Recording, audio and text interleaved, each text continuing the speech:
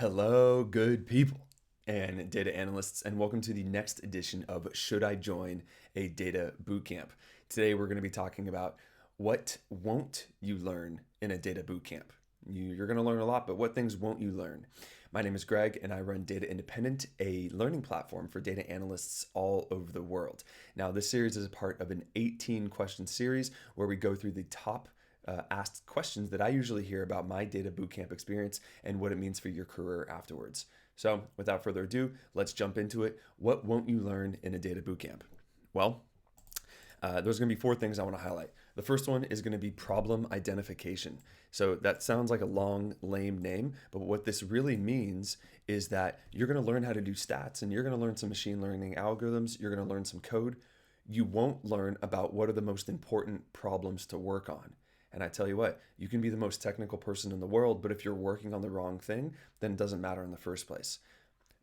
Unfortunately, there's no great place to learn problem identification. There's a few frameworks about how to think about what to work on, but really it's going to be a soft skill that you're going to learn through the business and working with your manager to see what is the most impactful thing that you could be working on in the first place. So you won't learn problem identification in a bootcamp. Second thing is you're not going to learn SQL. Now, what is SQL? Structured query language. So, how you get data out of a database. So, in the data world, in order to do analysis on data, well, you're going to have data. And in order to get data, the most common way that people usually get it is via a programming language. Some won't call it a programming language, but whatever. A language called SQL, or structured query language. And this is how you extract data out of a database. Now, you would think that this would be foundational to a bootcamp experience because you need to work with data. However, think of it as when you go to a woodworking class, you'd rather learn how to use a specialized tools rather than learning how to saw something in the beginning. So yes, sawing is very foundational, but you can probably learn that on your own. Same thing with SQL. You won't learn it in a bootcamp, but it's extremely important to know on your data resume. Next thing is you're not really going to learn this engineering and software development best practices. So when you come out of the bootcamp, you're going to be duct taping your code together, meaning it's going to look like crap. Your GitHub's not going to look very good, and you're kind of just put a bunch of things throw things on the wall and see what sticks with your code.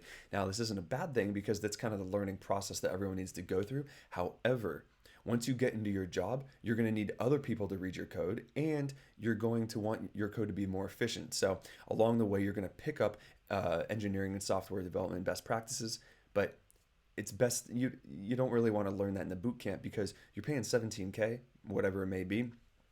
I want you to learn the maximum, how should I put this? The most impactful items in the shortest amount of time for your dollars. Software and engineering best practices, that's great, but you can learn that in other places, not necessarily in a data boot camp. And then the last thing we'll talk about here is data modeling and ETL. So after you actually get your data, well, there's a whole world of a skill set around what should your table structure look like? What tables do you have in the first place? And how do you make sure that all these tables and data are playing nicely together in an ETL process, or extract, transform, load, which is a fancy way of basically saying like a data pipeline.